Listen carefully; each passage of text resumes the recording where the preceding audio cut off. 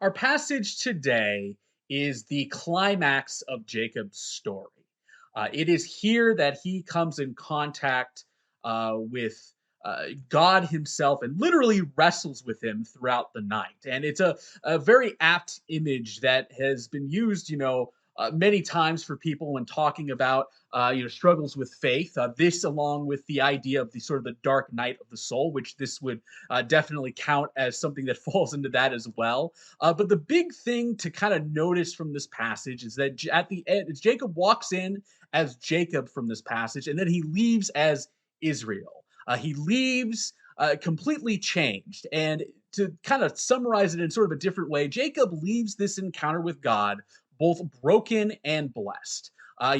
From being struck in the thigh, being struck in the hip, he would be walking with a limp for the rest of his life. So he bears the scars of this battle for the rest of his days. But he also receives that blessing that later on goes on to Israel and God's chosen people who descend directly from him. This is the first recording in the Bible of that word Israel. And it's this point that we really see the true start and origin of God's people.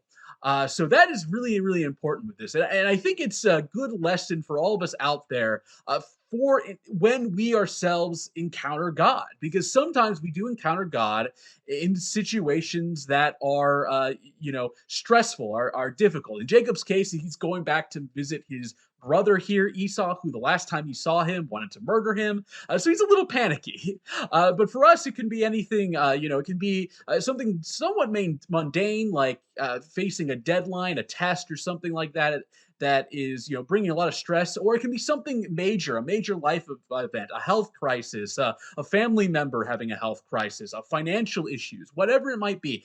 All of us will find ourselves in the shoes of Jacob, where we might find ourselves literally, well, not necessarily literally, but figuratively wrestling with God, figuratively pushing back with God, and trying to get some sort of positive resolution out of this situation. And we can take a lesson here from Jacob that if you cling to God, things will ultimately in these situations end up being okay. However, that doesn't mean you'll make it out unscathed.